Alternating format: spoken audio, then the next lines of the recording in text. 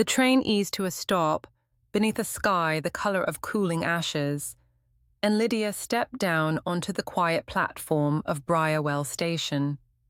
The air here smelled of wet leaves and distant wood smoke, a scent that wrapped around her like a half-remembered childhood lullaby.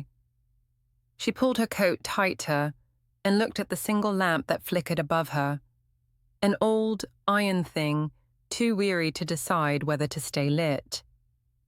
It sputtered once, then steadied, as if acknowledging her arrival. Her aunt's house sat somewhere beyond the stone path leading into the village, a place she'd visited only twice as a child, though the memories had softened into impressions rather than details. A broad lawn filled with lavender, a grey-walled house with ivy creeping up its sides, and her aunt's low, gentle voice telling her stories in the old parlour by firelight.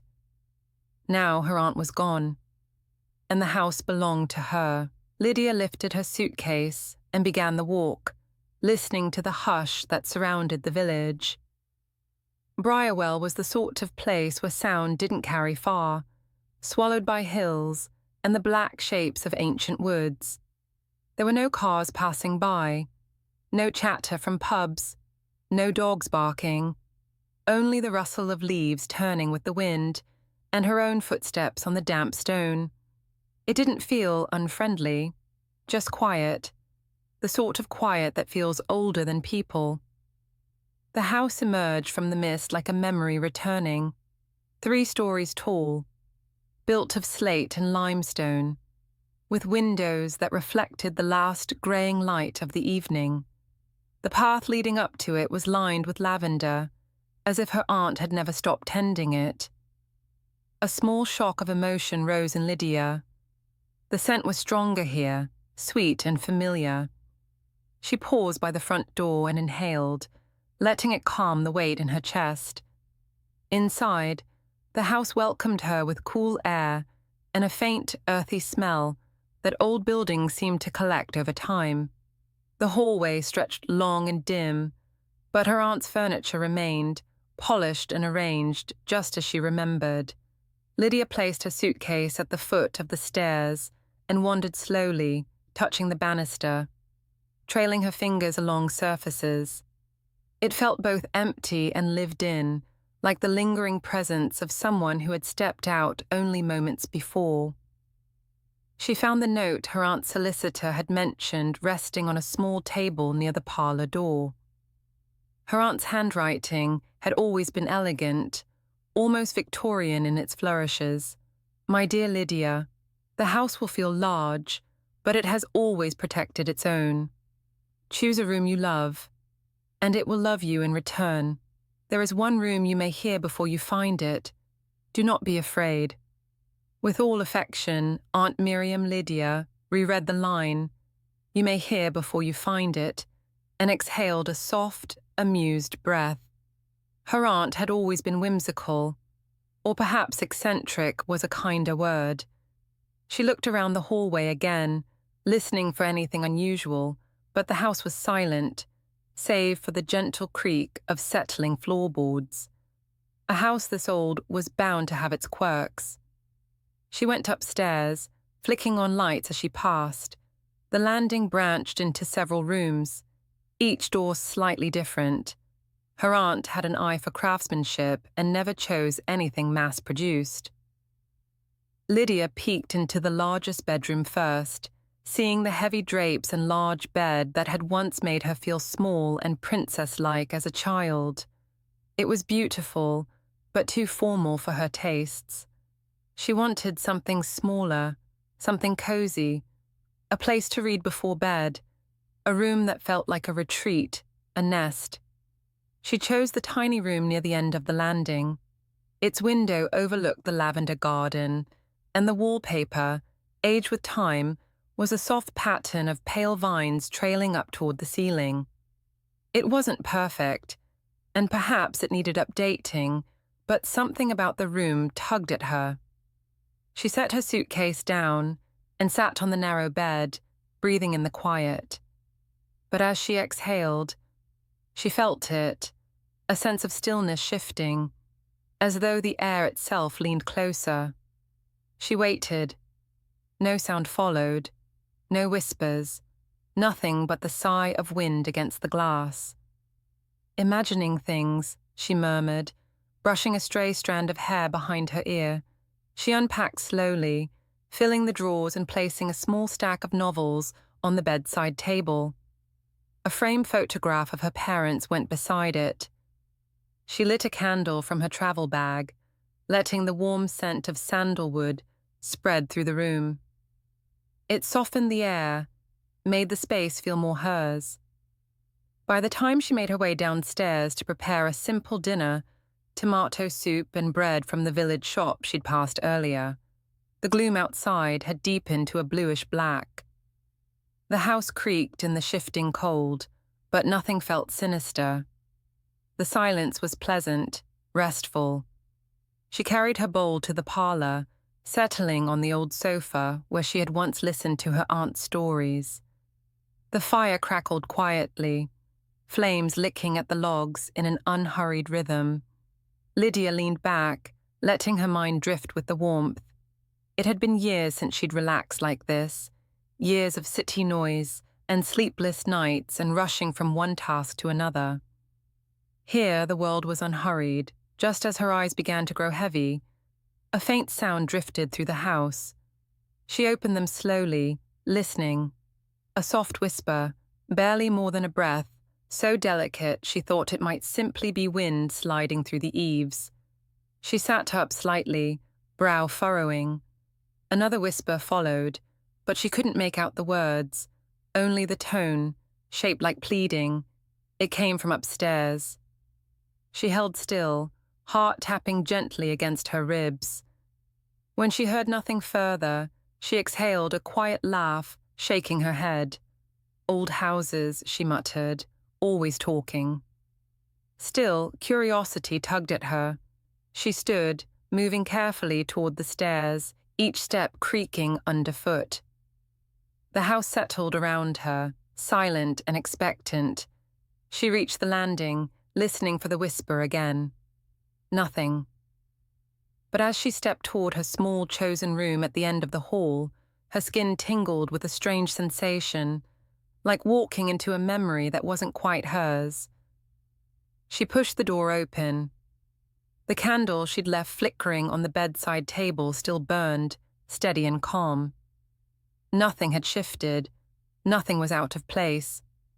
Lydia stepped inside, scanning the quiet shadows. And then she heard it again, very soft, as though pressed directly against the wallpaper itself. A whisper. The words blurred, too faint to understand. She leaned in slightly, ear hovering near the wall. The whisper stopped. Only silence remained. She stepped back with a small shiver. "All right," she whispered. "That's enough exploring for one night." She blew out the candle and returned downstairs, telling herself she was overtired. The journey had been long, and the mind liked to invent things in the lull between wakefulness and sleep. She finished her soup, washed the dishes, and checked the doors and windows before heading up to bed. Her room felt different now, though she couldn't say exactly why. The darkness seemed to hang more thickly, like velvet draped across the corners. She slipped beneath the blankets and closed her eyes, listening to the soft hum of night. For a long while, nothing happened. Then the whisper came again, closer. She opened her eyes slowly, heart drifting between calm and caution. Moonlight spilled faintly through the window, glinting off the wallpaper's patterns. The whisper brushed the room once more, like fingers trailing against fabric. This time she could just make out a tone, a quiet, pleading sigh. She held her breath. "Hello?" she whispered into the dark. Her voice was soft, steady. She wasn't easily frightened. She had lived alone for years in noisy flats and quiet ones, in rooms with creaks and radiators that clanked like footsteps. A house making noises was nothing new, But no house she'd lived in had whispered. The silence that followed stretched long, until her heartbeat slowed again, settling into a tired rhythm. Maybe she had imagined it. Maybe exhaustion was turning the quiet into the shape of sound. She drifted slowly into sleep, the whisper fading into dreams she wouldn't remember come morning.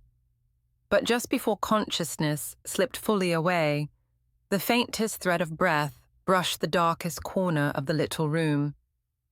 A single word. Soft. Urgent. Stay. Lydia woke to early light bleeding softly into the room, the pale sun washing the shadows away. She blinked up at the ceiling, the memory of the whisper floating somewhere between dream and waking. Her heart felt steady, normal. She sat up, stretching, the blankets rustling gently around her. Morning made everything logical again, comforting. The whisper felt ridiculous now, something her mind had conjured out of the house's creaks and her own expectations of an unfamiliar space. She got dressed, brushed her hair, and went downstairs to make tea. The kettle's whistle, the clink of cup against saucer, the gentle patter of rain beginning outside. Each sound grounded her. By the time she stepped out onto the back veranda with her steaming mug, the notion of whispers felt distant. The garden stretched quiet and serene, lavender nodding under droplets of rain. A blackbird hopped along the stone path, pecking at invisible treasures. She inhaled the fresh scent of morning and let her shoulders relax. Still, as she walked the perimeter of the garden later, exploring the grounds her aunt had once tended so lovingly, she couldn't shake the sensation that the house was watching. Not in a threatening way, but in a way that felt attentive.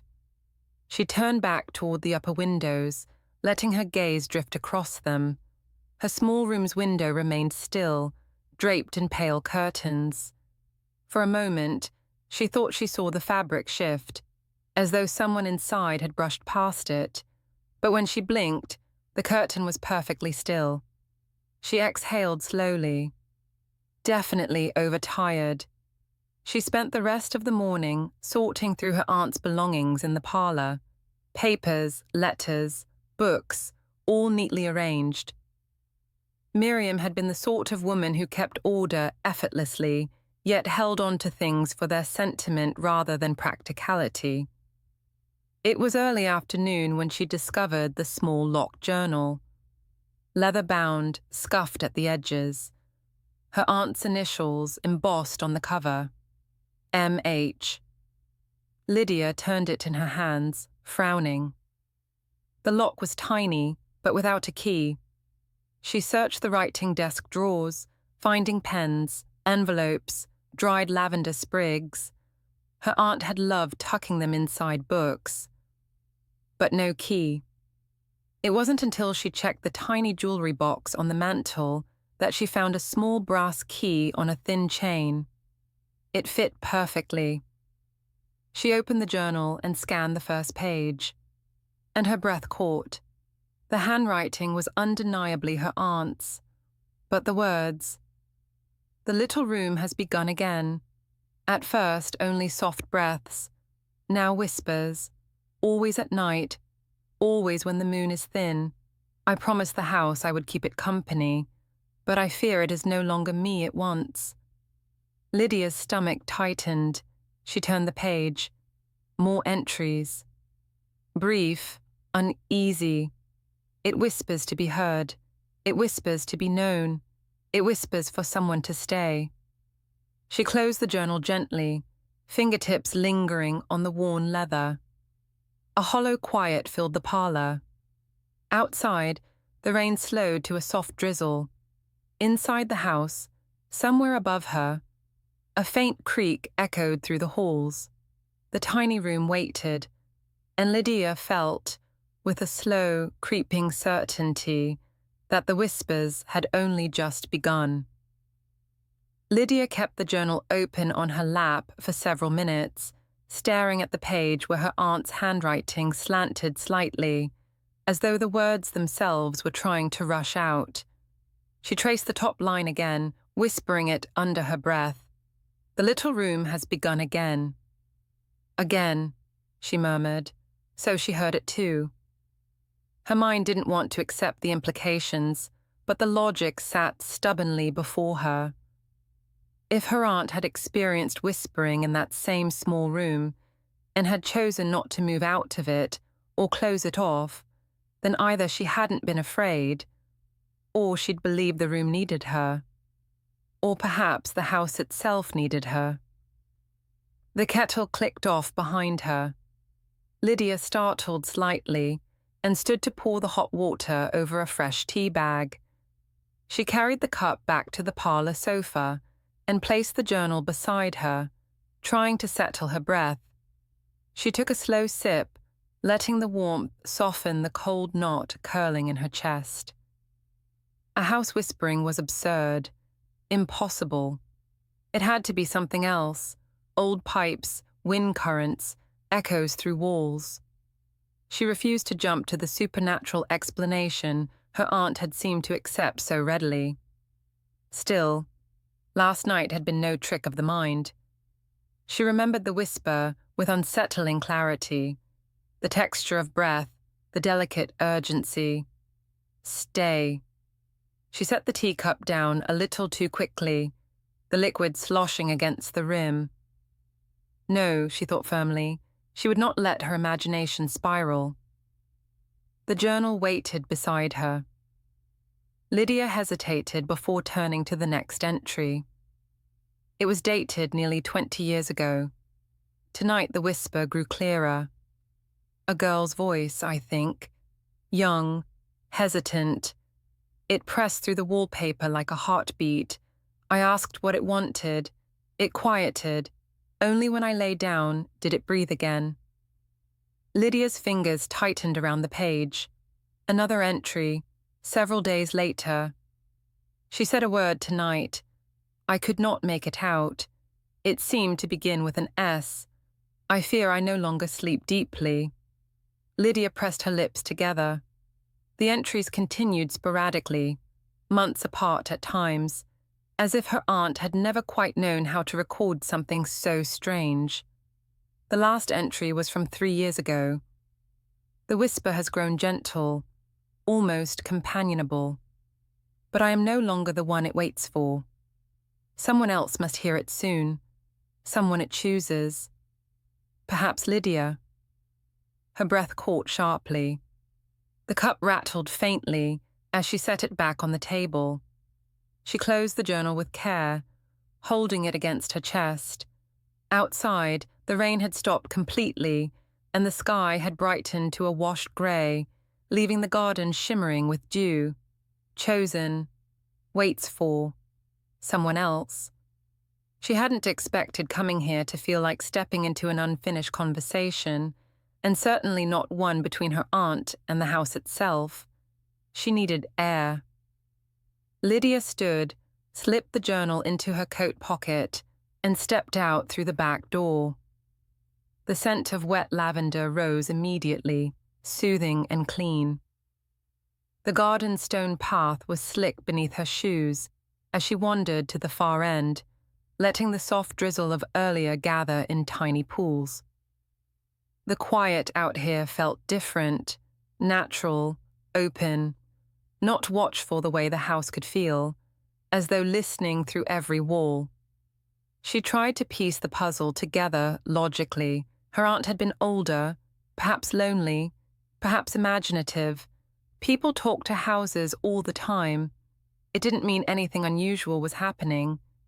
And whispers, a house full of narrow hallways and hollow walls, could mimic voices easily enough.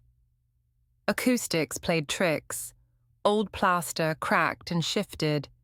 And yet, Lydia stopped beside the small stone bench beneath the apple tree. A faint breeze tugged strands of her hair across her cheek. Yet she hadn't imagined that one word. She was certain. That night, she told herself she would return to the little room with a calm mind. No fear. She would listen, and she would find a rational explanation for whatever she heard.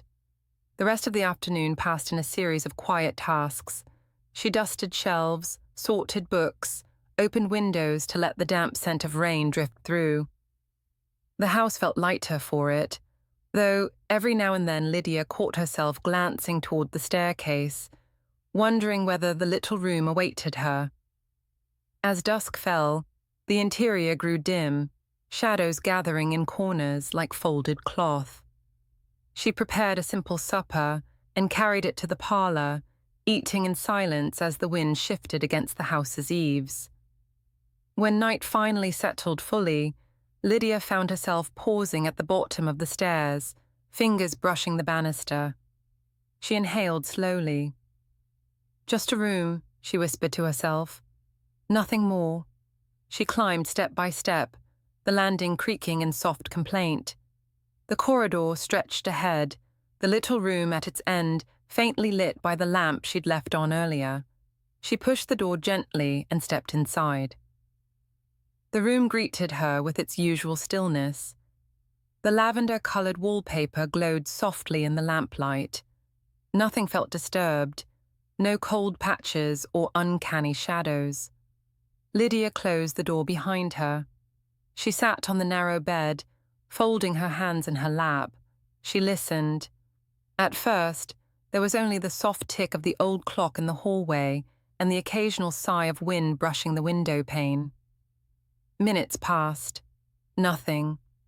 She leaned back against the wall near the head of the bed, her ear resting quietly against the wallpaper. The pattern of vines felt textured beneath her cheek, as if the tiny printed leaves pressed upward toward her skin. She waited. At length, when her breath had grown steady and her eyes half-lidded with the peace of waiting, something stirred. Not a sound at first, but a pressure, a gentle shift in the air, as though the room had inhaled slowly. Lydia held herself still. The whisper crept through the wall like a pulse, soft and fleeting. Her eyes opened. Another whisper followed, slightly clearer. Not words yet, more like the faint exhale of someone gathering courage. "Hello," Lydia murmured, barely louder than the whisper itself. "I'm listening." The room seemed to settle around her, attentive. A moment passed, then another. She felt her heartbeat warm through her temples, her breathing even and calm. Then a whisper shaped itself into something almost like speech, a thin, trembling syllable. Lydia pressed her palm gently against the wallpaper. "I'm here," she said softly. "What do you want to tell me?" The whisper hesitated. As if startled, she had responded. Then it slipped closer, its tone delicate and strained, like the breath of someone who had been silent for far too long. "Stay, please." A chill drifted across Lydia's arms. Not fear, something closer to sorrow. The whisper was not malevolent, not demanding. It sounded lonely. She lowered her voice further. "Why?" No answer came, only a quiet trembling through the wall, a faint shiver that felt almost emotional. Lydia exhaled slowly.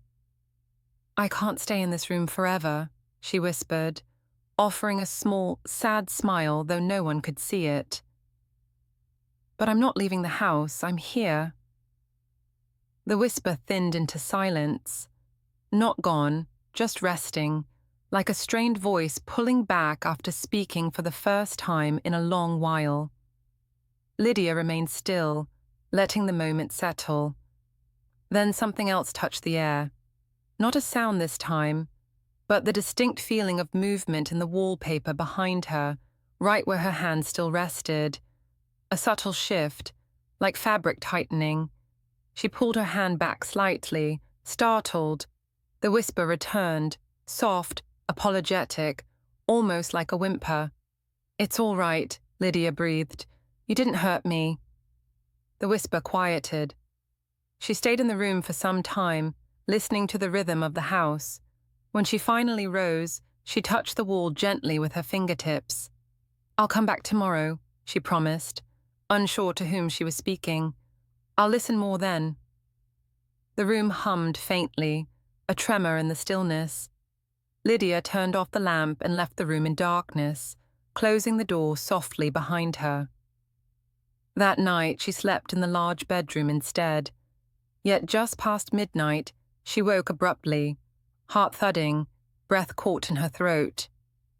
The heavy curtains shifted in the breeze from the cracked window, and she heard it, the whisper, not from the little room, from the hallway outside her door, soft, urgent.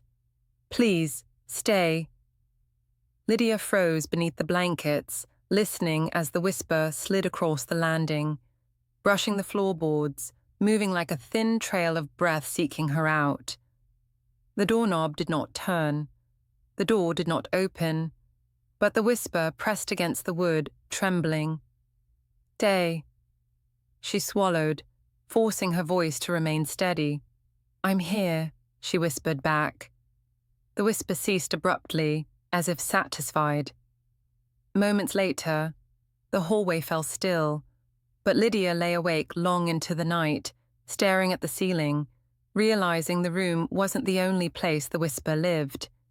It had begun to follow her. Morning light softened the edges of Lydia's unrest. She rose later than usual, her sleep snatched in uneasy fragments, and stood at the bedroom window, gazing out over the garden as the day eased itself awake. A milky sun filtered through pale clouds, touching the lavender beds with a faint glow. She wrapped her dressing gown tightly around herself and listened. The house felt calm again. No whispers, no strange pressure in the walls.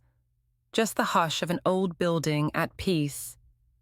In the kitchen, she made tea with slow, automatic movements, letting the familiar ritual soothe her. The cup warmed her hands as she leaned against the counter, trying to decide how much of last night she was willing to accept as reality. It had spoken to her beyond the room now.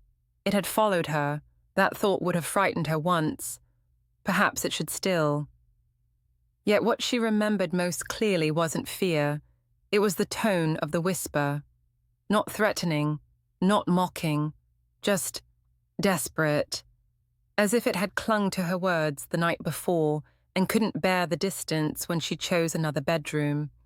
She carried her tea into the parlor and sat near the empty hearth, gaze drifting to the journal on the side table. It lay where she'd left it, its leather cover appearing almost expectant. With a quiet sigh, she picked it up and opened to the final pages again. Her aunt's last entry about the room stared back at her, the ink slightly faded along the edges. Someone else must hear it soon. Someone it chooses. Perhaps Lydia. "Why me?" she murmured. The question drifted into the space between the shelves and chairs and window panes, unanswered. She turned back several pages, scanning earlier sections of the journal, searching for any mention of the house's history, anything that might explain why a small upstairs room would hold a whispering presence. Most of the entries were mundane, notes about the garden, village gossip, occasional reflections on loneliness and aging. But once in a while, a line about the room slipped through. "I heard her again last night. She sounded younger this time. Or perhaps I am simply older. The whisper does not like to be ignored. On nights I sleep downstairs. It grows more insistent when I return. I asked if she was alone. It fell quiet. I fear the answer is yes." Lydia closed the journal with a soft tap and pressed it against her knee. If the thing whispering was a presence, a person, a fragment of someone, then it was a girl, according to her aunt, young, alone, and it wanted one very simple thing, for someone to stay. The thought tugged at Lydia in a place she didn't often acknowledge. that quiet ache that came from long stretches of solitude in the city, from evenings spent with only the glow of a screen and the hum of traffic. She'd never called herself lonely. She valued her independence, her space. But here, in the hush of the house, her aunt had once filled with soft conversation and herbal tea and stories, the distance of those years seemed suddenly more visible. She stood abruptly and went to fetch her coat. If she stayed inside all day, she would end up listening for every tiny creak and sigh the house made. She needed to see the village, to talk to someone who had known Miriam, to hear something, anything, normal. The air outside bit cold against her cheeks as she walked down the front path, crunching over scattered gravel. Briarwell seemed half asleep in the mid-morning light. Smoke rose in thin, lazy lines from chimneys. A few cars sat parked along the narrow main road, but no one hurried. People moved with the sort of unhurried familiarity that belonged to those who had nowhere they needed to rush. She found the small village shop again, its bell chiming delicately as she stepped inside. The warmth of the interior wrapped around her, carrying the scent of bread, coffee, and old wood. Shelves held an eclectic mix of essentials and indulgences: tinned soup, fresh rolls, local honey, dog treats, a small wire rack of magazines. Behind the counter stood a middle-aged woman with graying hair twisted into a knot, and eyes that held the comfortable curiosity of someone who had seen strangers before, but not often. "Morning," the woman said. "You must be Miriam's niece." Lydia blinked. "Yes, I'm Lydia." "Thought so." The woman offered a gentle, knowing smile. "I'm Elsie. Your aunt spoke of you now and then. Said you were too busy working to visit as often as she'd have liked, but she understood." A knot of guilt shifted in Lydia's chest. "I should have come more." "We all should have done something more, love," Elsie said softly. "That's just what people say when someone's gone. Doesn't mean you didn't matter to her." She nodded toward the back of the shop. "You settling in all right up at the house?" Lydia hesitated. "It's quiet." Elsie's smile thinned, not unkindly. "Aye, it is that." She busied herself straightening a stack of receipts. "Big old place for one person." Lydia studied her carefully. "Did my aunt ever say anything to you about it? The house, I mean. Anything unusual?" Elsie paused, her hands hovering over the paper. A flicker of something, wary, almost, passed through her expression. "What sort of unusual?" "Just noises, maybe. Or a particular room she liked." Lydia kept her tone light, as though it were nothing more than idle curiosity. She wrote a little about the house in her journal. Her journal, was it? Elsie gave a small nod, as if that made sense. Your aunt always did have a mind full of stories. She loved that place, said it had its moods, like any person. She hesitated, then added, "She told me once there was a room she liked to sit in of an evening, said it was restful." Restful. That wasn't quite the word Lydia would have chosen. Did she say which room? "Small one upstairs, looking over the back garden, I think she said. Said it was good for reading." Elsie's eyes narrowed ever so slightly. "Why?" Lydia considered lying, then decided against it. There was something steady about Elsie, something that invited honesty. "I chose that room too," she said quietly. "It makes strange sounds at night." "Old houses do," Elsie replied almost immediately, but the speed of her answer was telling. "You've heard things there?" Lydia pressed gently. Elsie's gaze flicked to the door, as though to check no one else would walk in midway through their conversation. Then she leaned on the counter and dropped her voice. "I've never stayed in that room, if that's what you mean.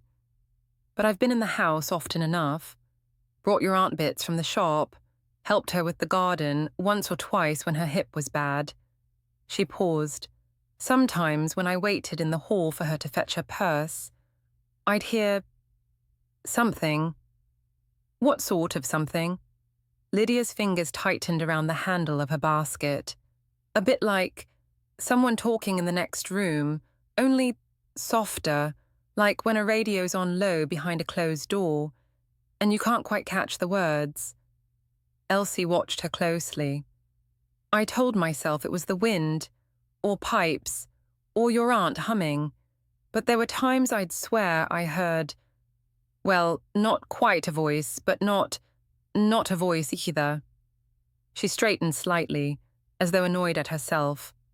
Didn't much like waiting near the stairs after dark, I'll say that. Did my aunt ever mention hearing it? Lydia asked. Elsie considered. Not directly.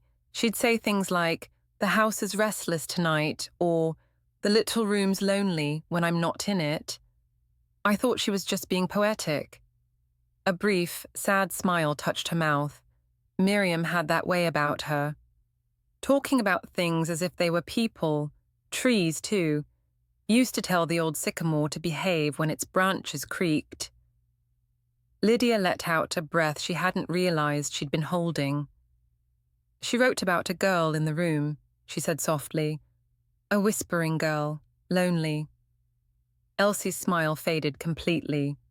Did she now? Lydia waited. At length, Elsie said, You might want to talk to Harold at the post office, if you're curious about the house's past. He's the unofficial historian around here. Knows who lived where going back 100 years. Maybe more.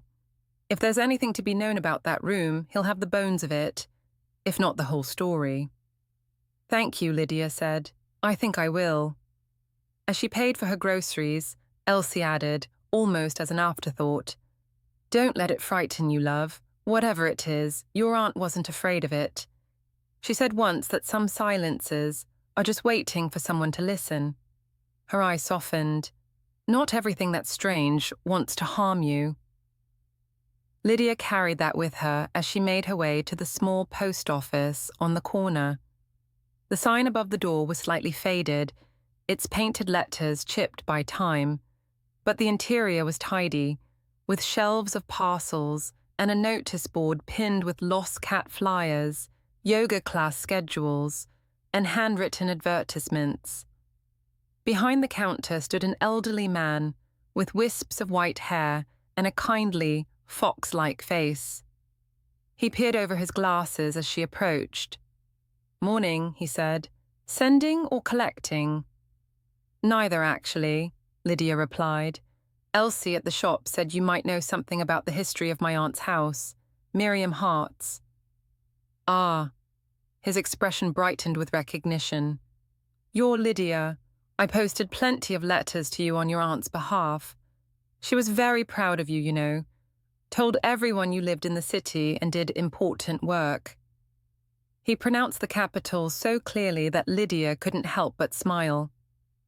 Mostly just paperwork, she said, but thank you. So, he rested his hands on the counter. What would you like to know about the old place? Anything you can tell me, she said. Who lived there before my aunt? Whether anything unusual ever happened there. She could feel the word ghost pressing at the back of her throat, but she didn't speak it. Harold studied her for a moment, then nodded slowly. There's a bit of history to that house. He gestured to a small side door. Come through. I've got some old records in the back. She followed him into a narrow office that smelled of dust and ink. He shuffled through a stack of folders until he found a thin one marked with the house's name, Lavender Reach. Lydia hadn't even known it had a proper name. It was built just after the war, Harold began, perching on the edge of a chair. First owner was a fellow called Edmund Clark, wife Margaret, no children for a long time as I recall. He was a quiet one, worked in insurance in the city, came home at weekends. And his wife, Lydia asked. Margaret was delicate, Harold said carefully. That's how people put it back then. Bit nervous, didn't like leaving the house much. When they finally had a child, little girl called Sophie, it was like the sun had come out for them. Everyone in the village knew how much they doted on her. He flicked through some notes. They lived there, maybe 8 years after Sophie was born. What happened? Lydia asked, though she already felt her chest tighten with the anticipation of knowing. Harold's gaze drifted to the window, to the soft grey light beyond. There was an accident, he said quietly. Sophie was 7, I believe. They found her in the upstairs room at the back, the small one overlooking the garden. His eyes returned to Lydia's. She'd been playing there. No one quite knew what happened. Some said she fell, hit her head. Others said she slipped away in her sleep. Doctors' notes weren't very clear. Records weren't as precise as they are now. But after that, he closed the folder gently. Margaret couldn't bear the house. They left within the year. Place stood empty a long time before Miriam bought it. Lydia felt the room tilt slightly, the air pressing close. In that room, she said slowly, the little one. Harold nodded. She used it as a nursery, I think. There's always been something about that room. Even as a lad delivering papers, I never liked walking past its window after dark. Felt like being watched. Foolishness, of course, but there you are. Lydia thought of the whisper pressing at her door, the strained syllables, the loneliness woven into each breath. Did anyone ever say they saw anything, or heard anything? She asked. Rumours, Harold said, with a dismissive flap of his hand that didn't quite disguise his interest. Children said they heard crying when they dared each other to go up to the gate, that sort of thing. Margaret herself was very tight-lipped. Your aunt, though. His expression softened. She seemed to make her peace with the house. Said once that sorrow can sink into walls. But so can kindness, if you keep offering it. He shrugged. Maybe she gave that room what it needed. Lydia swallowed. Her voice came out quieter than she intended. What did it need? Someone to sit with it, I suppose. Harold said simply. Someone to listen. Grief's a loud thing, but the echo of it can go very quiet. Doesn't mean it's gone. He shut the folder and slid it back into its place. As Lydia walked back to the house, the story of the little girl, Sophie, threaded itself through every step. A child alone in a small room. A quiet, unexplained death. A mother leaving the house because she could not bear its memory. And now, years later, the room whispered, "Stay," to anyone who would listen. Lydia paused at the front gate, hand resting on the cool iron. The house stood before her, tall and calm, its windows reflecting the dim sky. It did not appear haunted. It appeared waiting. Inside, the air felt thicker than before, though not hostile. She closed the door gently and rested her palm against the wood, as if greeting the house in return. I know about Sophie now, she said softly. The hallway remained still, but something in the silence shifted like a held breath. She climbed the stairs with slow, deliberate steps. At the landing, she turned toward the little room. Its door stood slightly ajar, the pale wallpaper visible through the narrow gap. Lydia's heart thudded, but she did not hesitate. She pushed the door fully open and stepped inside. The room seemed brighter in the afternoon light, the patterns of vines curling gently up the walls. Dust motes drifted lazily in the air. It could have been any small bedroom, a cozy reading space just waiting for fresh paint and new curtains. Only Lydia knew better now. She closed the door behind her and moved to the wall by the head of the bed, where she'd heard the whisper most clearly. She ran her fingers along the wallpaper, feeling its faint ridges. Some parts seemed more raised than others, as though the paper had been laid over something uneven beneath. "Were you playing here?" she asked quietly. On the bed, against the wall, no answer came, but the air grew subtly cooler, a gentle brush against her skin. "I know your name," she went on. "Sophie. You don't have to be afraid of me." She moved closer, pressing her palm flat against the wall. Under her fingers, something crackled faintly. She paused, then applied a little more pressure. The wallpaper gave way with a soft tear. Lydia jerked back instinctively, then exhaled slowly, forcing herself to stay calm. A thin strip of paper had peeled away beneath her hand, revealing a faint line of discolored plaster underneath. She hesitated, then caught the edge of the torn piece and pulled gently. The paper came away easily, as though time had loosened the glue long ago. Beneath it, faint lines appeared on the plaster, not cracks, but marks, curving, looping shapes. Writing. Lydia's breath caught as she tore more of the wallpaper away, exposing a patch of wall about the size of a pillow. The writing covered most of it, drawn in what looked like faded pencil. Some letters were clumsy, others more careful, as if done by a child learning to form words. She squinted, leaning in. There, near the center, a sentence emerged, barely legible but unmistakable. "Please don't leave me alone." Her throat tightened. Another line, lower down, read, "It's too quiet when you go." At the very bottom, in smaller, cramped letters, "Stay, stay, stay." The air in the room trembled, not with sound but with feeling, an ache that wrapped itself gently around Lydia's ribs. "Oh," she whispered. "Oh, Sophie." A faint breath stirred near her ear. Not quite a voice, not quite a sigh. But she felt the shape of it, like gratitude breaking through years of silence.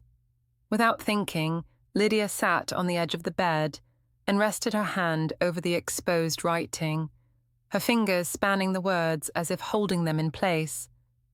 "I'm here," she said quietly. "You're not alone right now. I promise."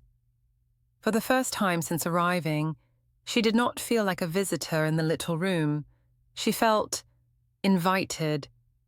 As the afternoon slipped slowly toward evening, Lydia remained there, her back against the bed, her shoulder brushing the wall. She read the faint phrases over and over, tracing each letter. She imagined small hands pressing a pencil to rough plaster, frustration at being left alone, the intensity of a child's need for company. It wasn't a monster that whispered in the night. It was a girl who had once written "stay" over and over on a wall no one would see. When Lydia finally rose, the room felt almost lighter, as though some of its tension had eased, replaced by a quiet, fragile peace. But that night, when she lay once more in the larger bedroom, the whisper still came. Only this time, it was softer, less desperate. It hovered at the edge of her sleep like a lullaby sung from the next room. "Stay, please." Lydia rolled onto her side, facing the doorway. "I'm not leaving," she whispered back, eyes already drifting closed. "I'll be here in the morning. I'll come to your room again. I promise." The whisper sighed, content. And for the first time since returning to the house, Lydia slept deeply, without fear. Morning arrived gently, with pale light slanting through the curtains and settling across Lydia's pillow like a soft hand. She stirred, blinking against the brightness, and realized with a slow, relieved breath that she'd slept through the night without waking in fear. The whisper had been there. She remembered that much. But it had drifted around her like a soothing presence, rather than a frightened plea. She sat up, stretching her arms overhead. For the first time since arriving, the house felt almost welcoming. not merely silent or expectant, but warm in its own way, as if her presence had eased something in its old bones. After dressing, she walked down the hall toward the little room. She paused at its door, touching the frame lightly before stepping inside. The air felt different, still cool, but not heavy. The slanted morning sun caught on the faint pencil marks beneath the peeled wallpaper, illuminating the childlike handwriting. Lydia knelt and brushed her fingers over the faded words again. "Good morning, Sophie," she said quietly. A faint tremor passed through the air, barely there, like the hint of movement beneath water. She found herself smiling, though the smile carried an ache. "I'm going to clean this up a bit." She said gently, "but I'll keep your writing, all right? I won't cover it." The room seemed to exhale softly. She spent the next few hours tidying the space. She carefully smoothed the edges of the torn wallpaper, folding them back rather than ripping anything more. She dusted shelves, wiped the window frame, polished the small bedside table. With each gentle movement, she felt the atmosphere ease further, as if the room responded to her touch.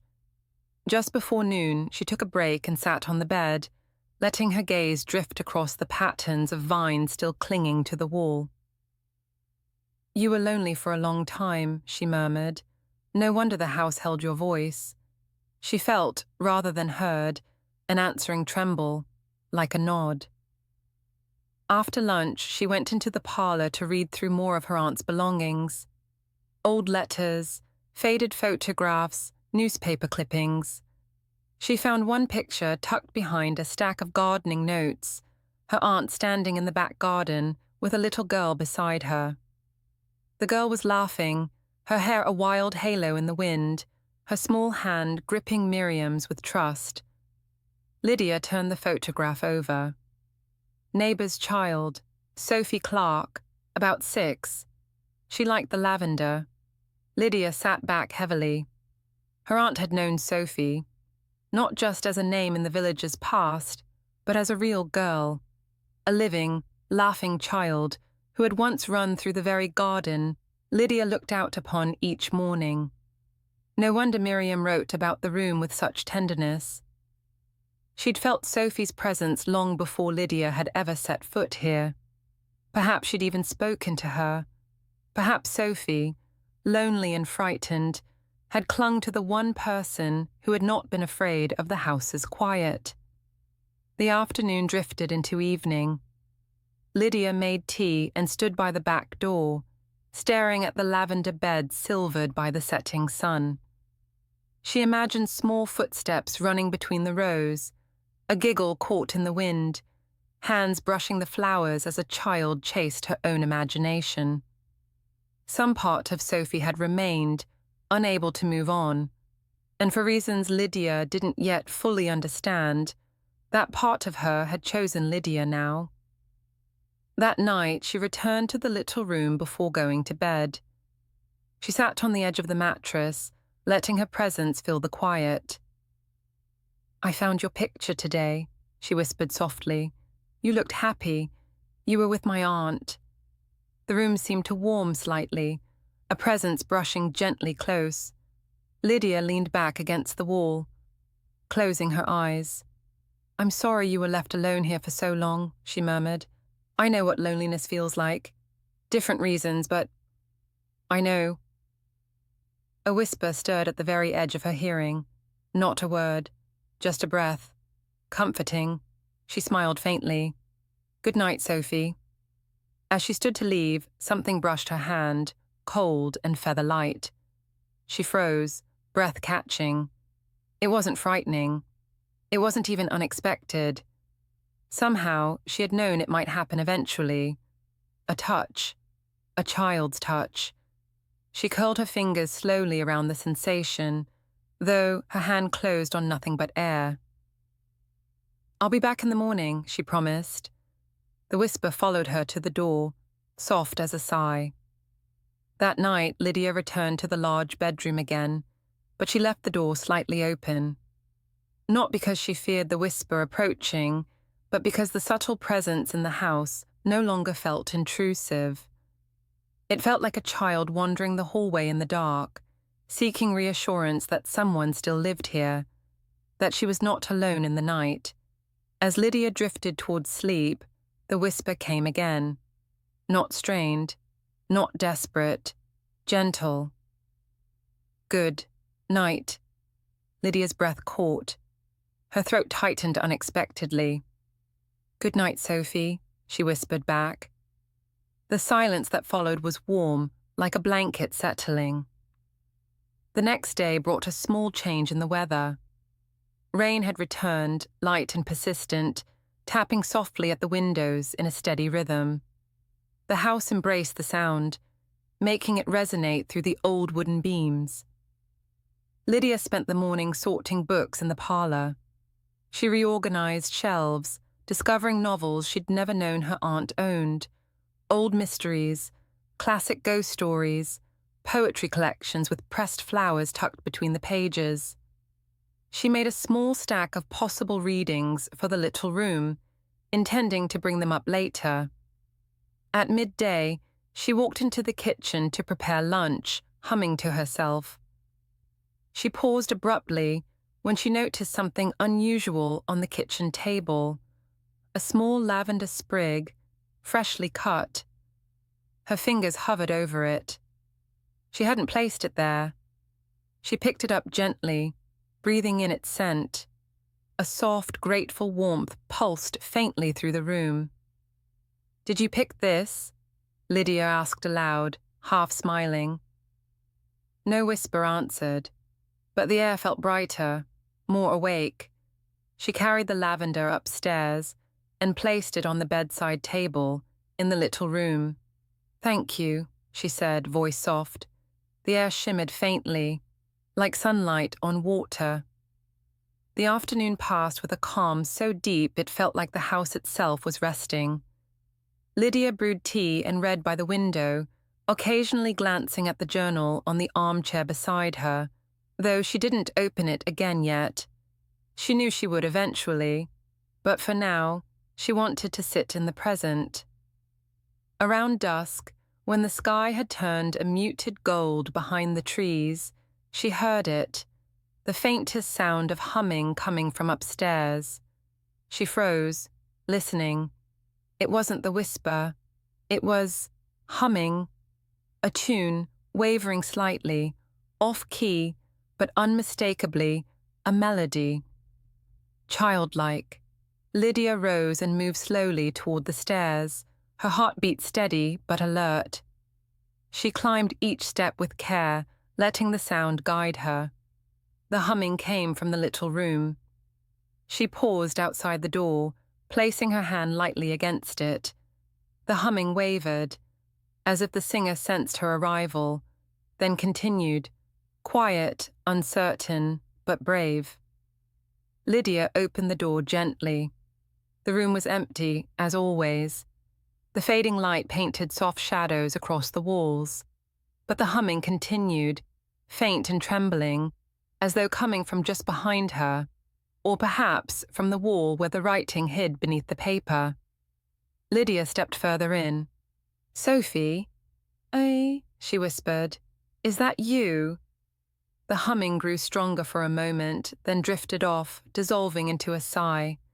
Lydia sat on the bed. "It's a lovely tune. Did someone teach it to you?"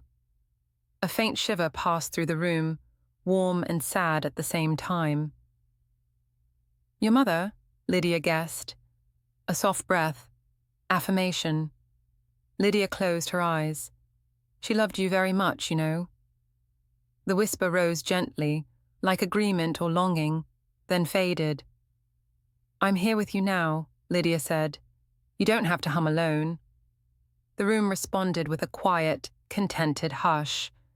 Lydia remained there until the evening deepened, humming softly in return, offering the room what comfort she could.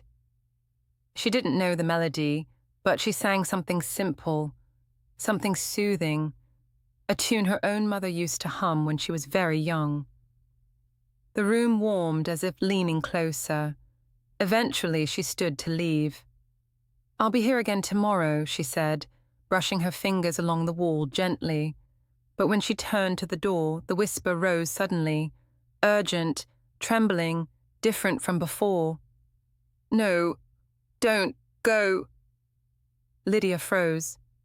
The air tightened, not dangerously, fearfully. "Please, please, don't leave." The desperation returned so sharply that Lydia felt tears sting her eyes. She turned slowly back toward the wall. "I'm not leaving the house," she said softly. "I'm only going to sleep. I promise I'll come back tomorrow." But the whisper shook, thin and frightened, spiraling. "Don't go! Don't go! Don't go!" Lydia stepped forward, pressing her hand to the wallpaper. "Sophie, Sophie, listen to me."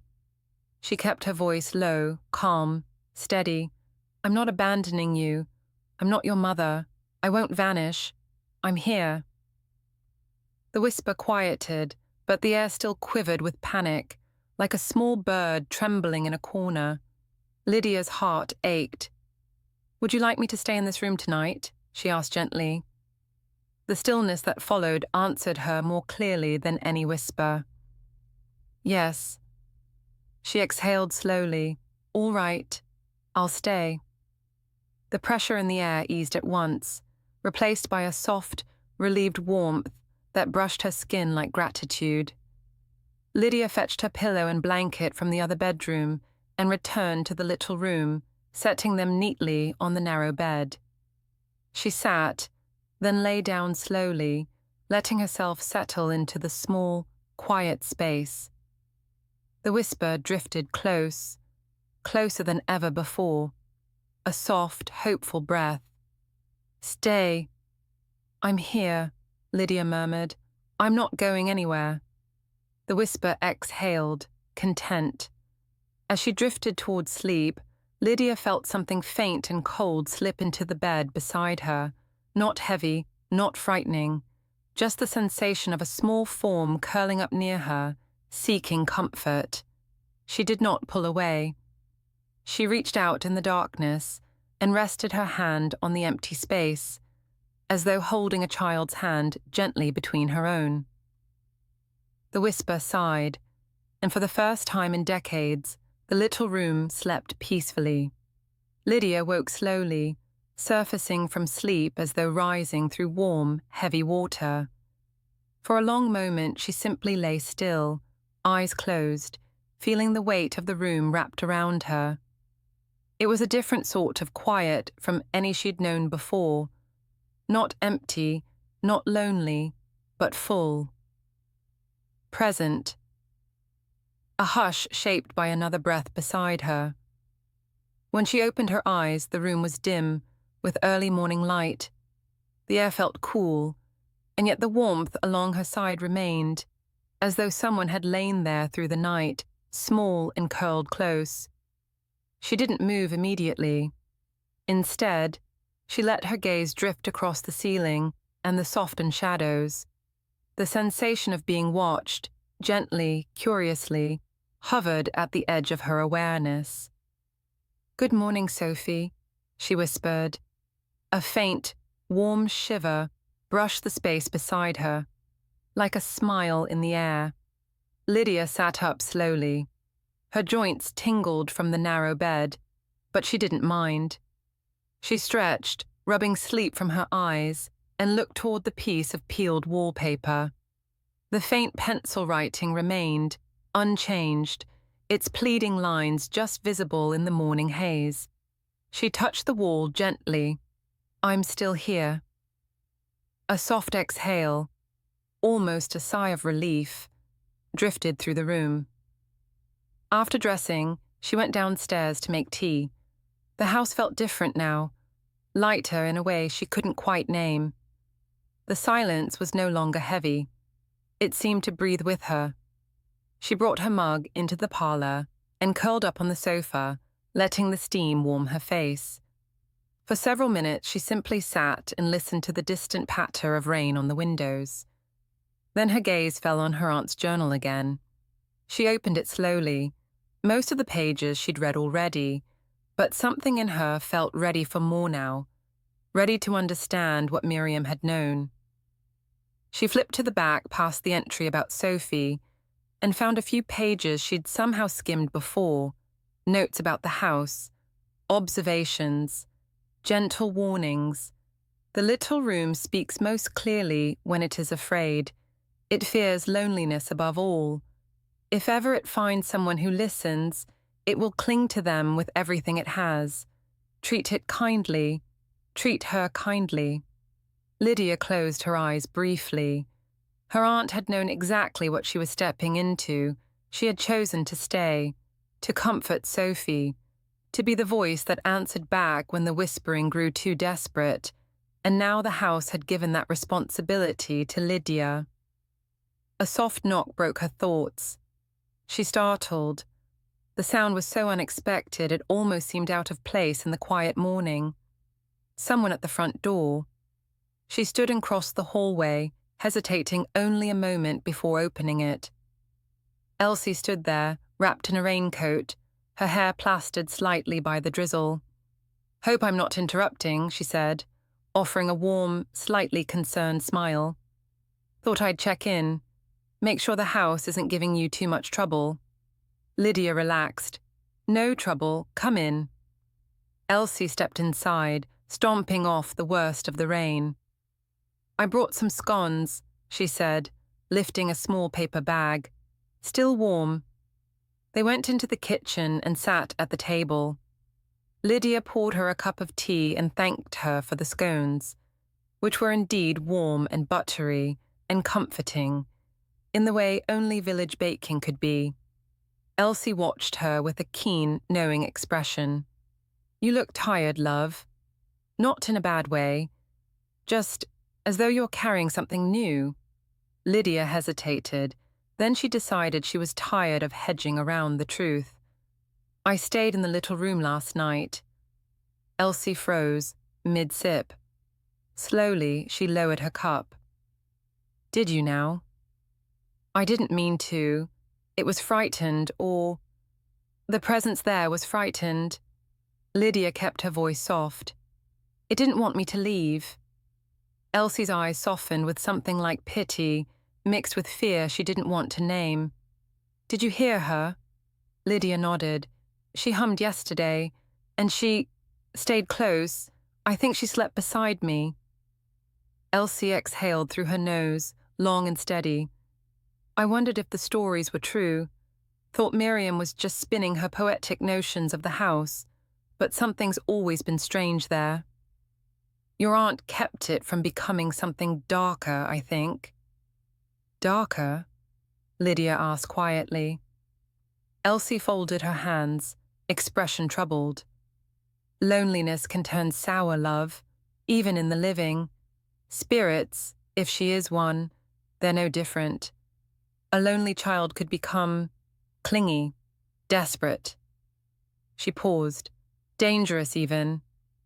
Lydia straightened. "She hasn't hurt me." "No," Elsie agreed. "But she's had decades of silence, decades of wanting someone to stay." She gave Lydia a serious look. "If she's begun to attach to you, you need to know what that means." Lydia's stomach fluttered uneasily. "What does it mean?" "It means," Elsie said softly, "that leaving could become very hard." A chill crept over Lydia's skin.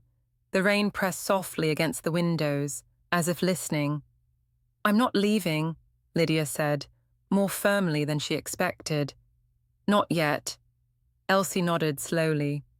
"Just take care. If you need anything, anything at all, you come to me. Miriam would want that." "I will," Lydia promised. Elsie finished her tea and stood. "Look after yourself, and the house, of course." She hesitated. "But don't give more of yourself than you can afford." When she left, Lydia lingered in the doorway long after the sound of her footsteps faded. Something about those last words tugged unpleasantly inside her. She closed the door gently. The house waited behind her. The whisper didn't come. Not yet. But she felt its presence, quiet, hopeful, listening. She climbed the stairs and went to the little room. The lavender in the garden swayed in the wind beyond the window, brushing rain against the glass. Lydia sat on the bed again and touched the exposed writing. Her fingers traced the words Sophie had once scratched into the wall, each stroke a plea frozen in time. "Did you write this because you thought no one was coming back?" she whispered. A faint tremble answered her. Lydia leaned her forehead against the wall, closing her eyes.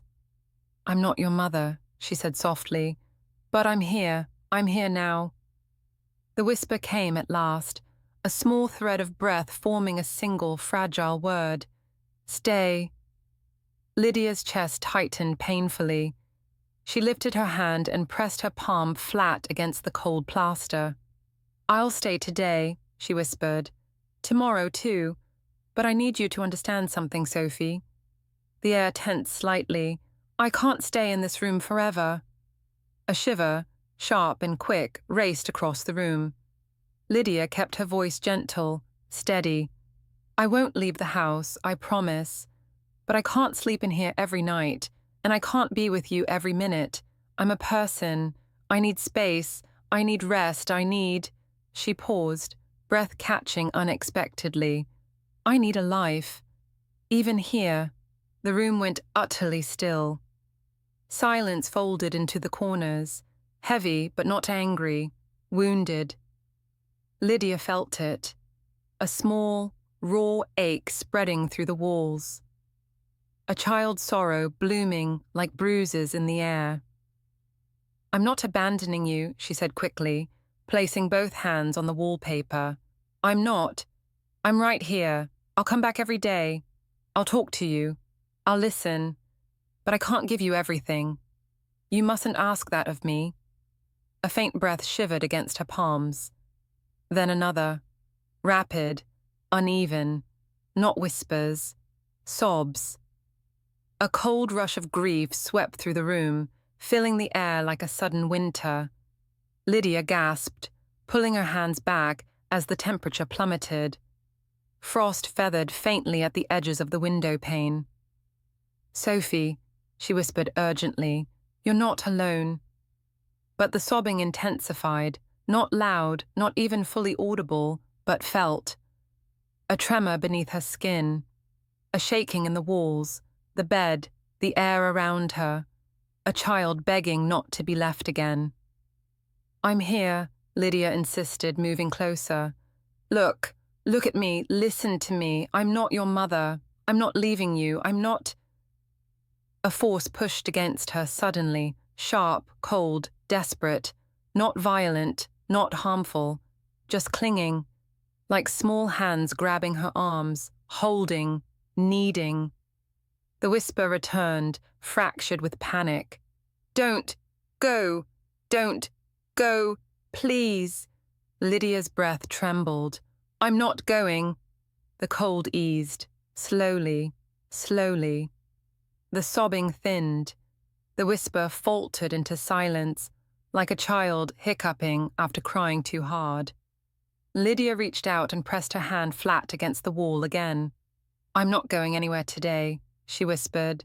"Let's start there, one day at a time." The stillness settled again, warm enough to breathe, unsteady but no longer in pain. Lydia sat on the bed and breathed with the room until the tremors faded. She didn't know what tomorrow would bring, but she knew the house had shifted, and Sophie had too. The room no longer simply welcomed her. It needed her, and Lydia realized with a quiet, sinking fear, could become something very hard to leave behind.